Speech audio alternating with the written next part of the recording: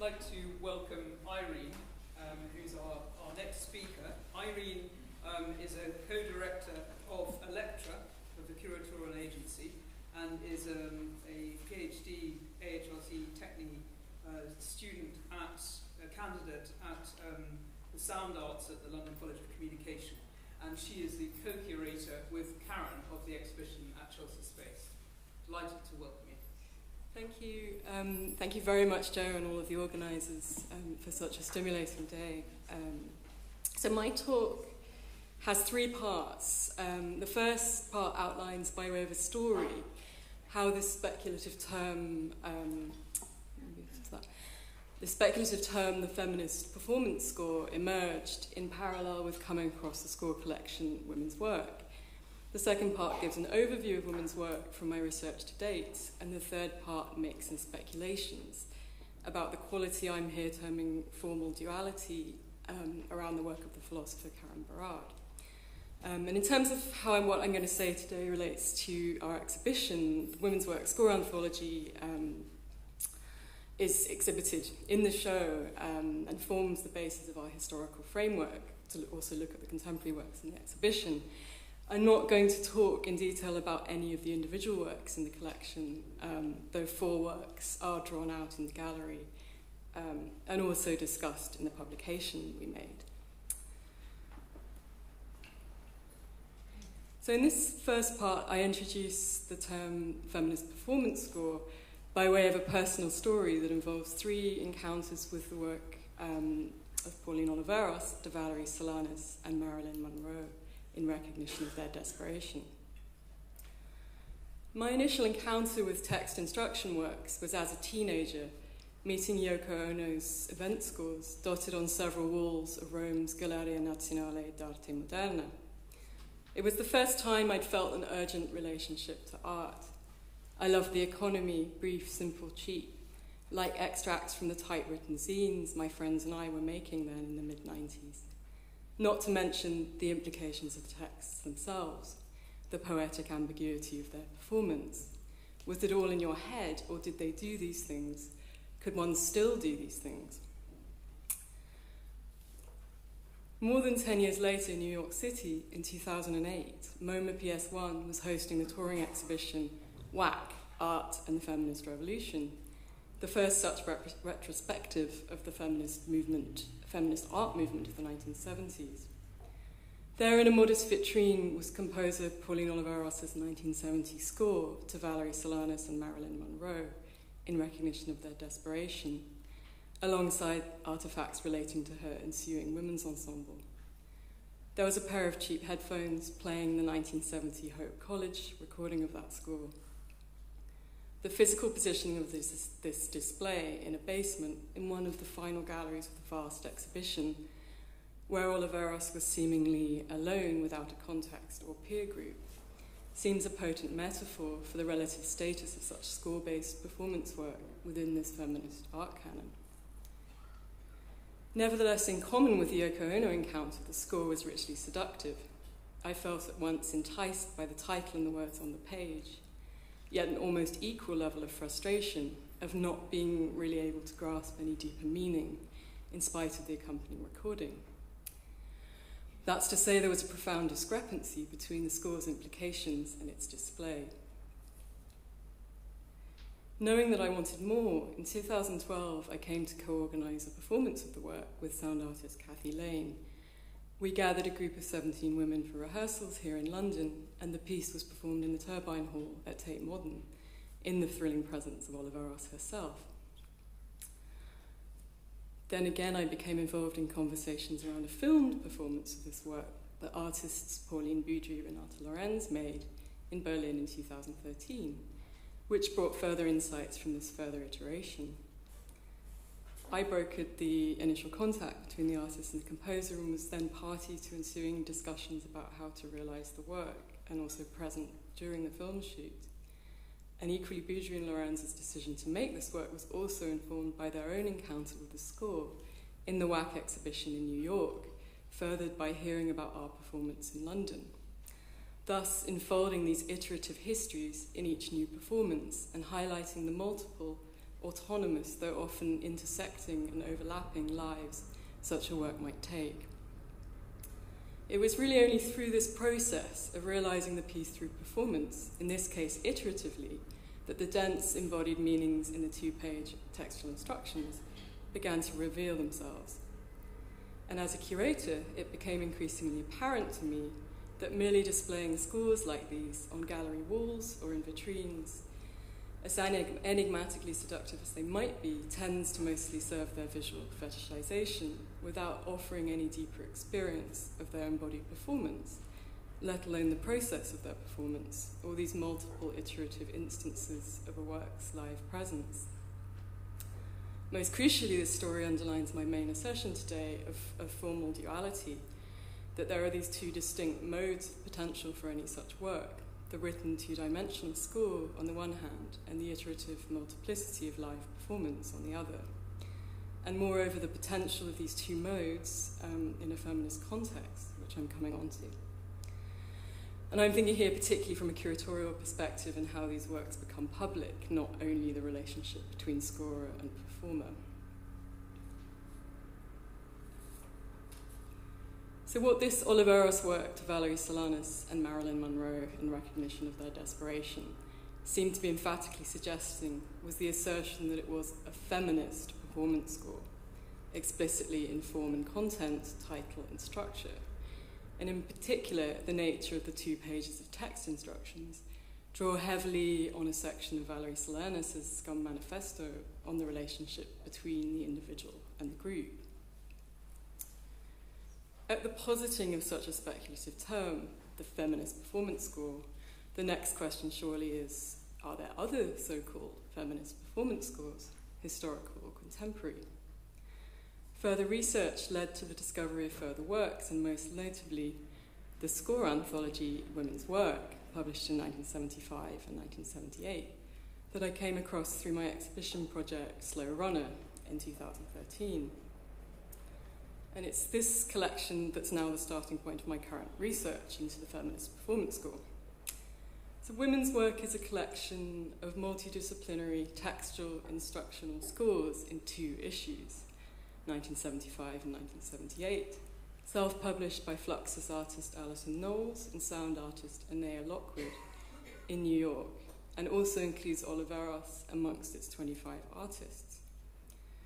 The very existence of such a collection seemed to give traction to this speculative notion of a feminist performance score, confirming not only that there might be these further examples, but moreover, that the performance score was a medium chosen by these diverse practitioners for the expression of a feminist practice in the 1970s.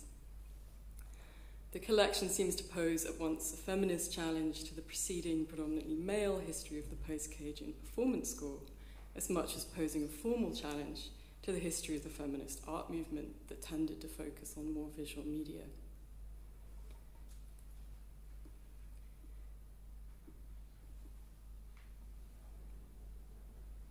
So in this second part, I'll give a brief background to the collection and share a couple of key observations. And for the purposes of today, my focus is going to be on the lengthier first issue from 75. And what follows is heavily informed by interviews I've made with the 2 co-editors, Annea Lockwood and Alison Knowles. So I'll begin with a comment from Annea. Women's Work came up because Alison and I were sitting in her loft in Spring Street and just running through the names of all the women artists we knew in various media who were doing great work. And as I recall, we more or less looked at each other and said, why don't we ask for a bunch of scores from them? Of course, the title was highly deliberate and highly focused, and the intention was to assert that there were many women doing really good work whose names should be more and more familiar. A body of work coming from a number of women, not just isolated exemplars in their fields. The first issue of Women's Work is a modest, saddle-stitched monochrome pamphlet, 20 centimetres squared, with brown print on off-white paper, and a cover of lightweight card in more or less the same tones. Across its 32 printed pages, the collection contains 39 individual works by the 16 contributors. all of which are text-based and instructional, with some additional illustrations and photography. Alison Knowles was responsible for the book's design, and it explains its aesthetic in terms of wanting to make something in opposition to what she terms the bright white of many publications, with an informal feeling of familiarity. Following this ethos further, several works are written in the artist's own handwriting. The remaining text alternates between numerous typewritten fonts, as well as Japanese kanji and hiragana in Mieko Shiomi's spatial poems.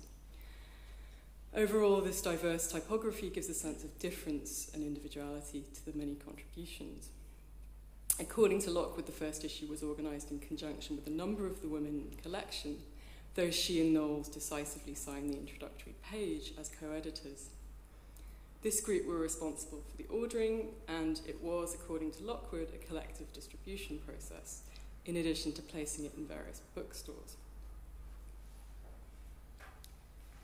The primary disciplines of the contributors include composition, astrology, painting, video art, fine art performance, and choreography.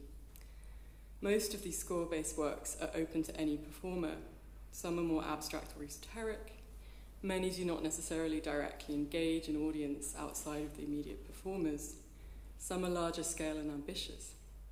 A few are works of choreography or composition that do require specifically trained dancers or musicians. Furthermore, there's a marked diversity amongst the group beyond the disciplinary. At the time of publication, ages range from painter Sari Deans in her late 70s to composer and editor of Ear magazine, Beth Anderson, in her 20s. Most were based in or had connections to New York, yet with diverse ethnic cultural origins, and there are notably many histories of migration. Various communities of practice are evidenced, the most prominent being the New York Fluxus scene, that involved Knowles, Beachy Forbes, and Mieko Shiomi, with others in close proximity. Elaine Summers' dance workshops, which took place in Knowles' Spring Street loft in the early 70s, involved a number of the contributors. Also of significance is musical performance group, Sounds Out of Silent Spaces, and Charlie Morrow and Jerome Rothenberg's New Wilderness Foundation. Charlotte Moorman's annual New York Avant-Garde Festival featured very many, if not all, of the contributors over its 15 editions. And of course, there are many further contexts beyond the scope of this paper. So now thinking specifically about the score, and indeed the score anthology as a feminist medium in the context of this collection, here's Annea again. We wanted to publish work which other people could pick up and do. That aspect of it was really important. This was not anecdotal. This was not archival material. It was live material. You look at a score, you do it. These words of Annea's indeed echo the introductory coliform page with its opening line. I don't know if you can read it. These are scores ready for you to do. Please notify us of performances. This opening line starkly contrasts with the forbidding copyright of earlier collections such as Jackson MacLowe and Lamont Young's 1963 Anthology of Chance Operations. Even the copyright of Notations, the 1969 anthology co-edited by Knowles with John Cage, defers permission for any performance to the composer or their publisher. These are indeed equally words to be read and actions to be performed, as art historian Liz Cox characterises the post-Cagean event score. Yet there's an elevated sense of generosity and urgency implied in women's work, a call to physical gathering. These are scores ready now. The centre of gravity, both temporally and in terms of authorship, seems to be stretching towards these more generous and multiple future shared moments. The book constitutes an invitation to perform that moves from the implicit openness of much post-Cagean notation to an explicit imperative in this coliform. Reinforcing this introductory framing, and here's the cover again, is the collection's title, Women's Work, Highly Deliberate in Annea's Words. I assert that the clearest expression of any shared feminist praxis amongst the contributors comes in the sublimated form of the book itself, where in fact there is a range of different relationships within the group to feminist and other practices in politics. In the first instance, while some works were written for the collection, others had circulated for as much or more than a decade in different live and published contexts, and indeed would go on to do so afterwards, reinforcing the notion of a latent feminism in the works. An example here is Annea Lockwood's piano transplants, which also feature in the exhibition, where her piano burning was first performed in '68 in London, and its score first published in '71 in Source Journal, in a really quite different continuous prose form. And then, of course, the piece has been performed in very many numerous contexts since, with or without Annea's involvement. Hence, it is clear that the collection is as much an act of framing and context as any kind of harmonising of practices, a statement that these works can coexist together in this feminist context as much as all the other contexts they might have already existed or go on to exist in, and thereby drawing attention towards framing and context per se, the politics and ethics inherent in each and every instance on the page and live.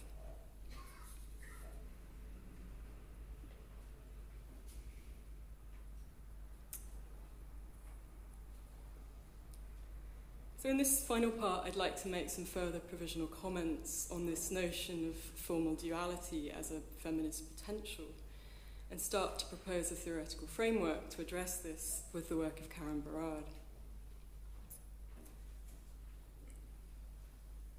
So this term, formal duality, that I'm using is really a way to express this split that most propels my fascination with these works, between the precise finitude of the printed page and the immediately related, yet potentially endless embodiments to come through performance. And moreover, the potential of this formal duality in a feminist context, an exacting two-dimensional visual and textual form on the one hand, and an anarchic state of indeterminate iterative liveness on the other, a clear single author on the page, a more complex shifting or sharing of authority in performance, with accordingly distributed forms of labour. A piece of paper that can be easily copied, transmitted, with profuse, uncontainable outcomes. An artefact with authority that on the exhibition wall or vitrine can stand in for a multitude of moments that have and will come to pass. For a feminist movement that struggles with bridging the need for the autonomy of singular voices and the desire for collectivity in its inevitable mess, the performance score seems almost too apt an emblem, manifesto-like in its written authority, yet a discrete stand-in for the complexity of collaboration. And of course, this formal duality is also very much the case in a wider range of event and performance scores. Here, what I'm interested in is more what these two distinct potentials contain within the one work can offer as a feminist approach. I'm fully acknowledging also that some of these related qualities I've just mentioned, for instance, distributed forms of authorship and labour, and the potentially infinite difference produced through live iterations, are not only present in such feminist works, but I'm interested in thinking about them as these latent qualities that, taken together in combinations and constellations, punctuated by these very intentional acts of framing and titling, produce this speculative form that I'm terming the feminist performance score.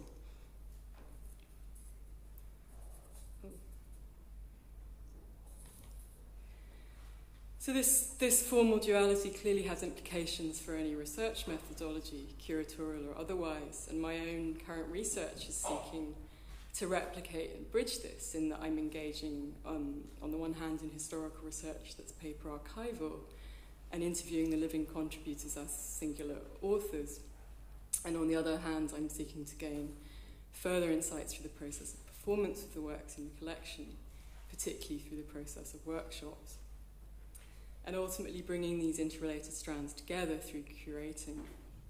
And I'd like to mention very briefly that this is something Karen and I have had at the forefront of our minds when curating our exhibition, explicitly how to work as curators with these score-based textual performance works in a gallery context. that's somehow somewhere between the modes of reading and performing. But I'd like to end by sharing a little of my current thinking about a theoretical framework that might address these tentative qualities of the feminist performance score. I've been particularly drawn to the work of theoretical particle physicist and philosopher Karen Barad. I'm going to give a very brief overview, which is probably impossible, for those that don't know her project, and then focus on her notion of diffraction. So Barad is best known for agential realism, her paradigm-shifting understanding of matter and meaning as iteratively, performatively co-constituted. In other words, matter is inherently indeterminate, which is to say that there are no a priori things, objects, etc., but rather matter and meaning are co-constituted in iterative performativity. Barad comes to this by what she terms a diffractive reading of the work of physicist Niels Bohr, most notably his principle of indeterminacy, with Michel Foucault's notion of the discursive practice. Some significant implications of agential realism concern the nature of agency, ethics, and politics. For example, agency, then, cannot be understood as a property of things, as there are no determinate things to speak of, but rather agency is a doing and becoming with a potential for change in every iteration, and thus an inherent ethics laced throughout. I hope this begins to offer a glimpse of why this framework might be resonant for considering these kinds of formal structures in their ephemeral, inherently iterative and indeterminate materiality, where meaning is indeed co-constituted at each iteration. But here I'd like to go a bit further into Barad's notion of diffraction, which at this stage seems particularly generative for me in my understandings of the feminist performance score. So in basic physical terms, diffraction is the phenomenon of a wave being opened out by a diffraction grating, where the grating is of similar wavelength to the wave. So from a wave travelling in one singular direction to becoming diffracted circularly outwards in all directions, which is a process of interference. In her own words for Barad, the phenomenon of diffraction is an apt overarching trope, both as it appears in the experimental apparatus at the heart of the physics that informs Niels Bohr, and considered within a wider methodology for political practices that move beyond, as she puts it, the reflective, reflecting sameness, towards diffraction, the production of difference. Barad foregrounds her interest in diffraction in film theorist Trinity Minhar's attention to critical difference within, in opposition to an apartheid understanding of difference. And at more length, she cites Donna Haraway, and I'm sharing this citation of Haraway as it's perhaps the most concise way of introducing what Barad's notion of diffraction is getting at.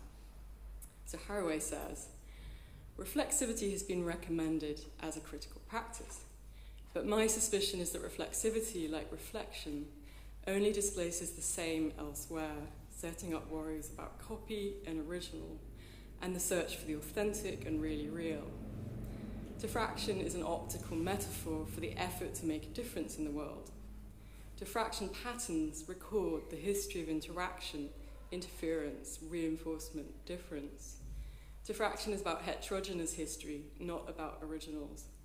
Diffraction can be a metaphor for another kind of critical consciousness, one committed to making a difference and not to repeating the sacred image of sameness. Diffraction is a narrative, graphic, psychological, spiritual, and political technology for making consequential meanings. And so I'd like to end by tentatively suggesting that the feminist performance score is one of these very technologies that Haraway speaks of. That's to say that the singularity of the score from a critical difference within diffracts in an open-ended opening out into the multiplicity of performance.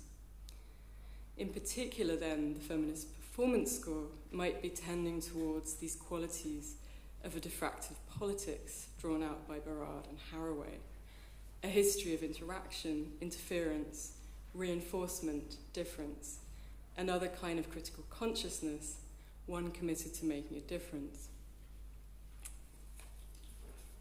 So that's it.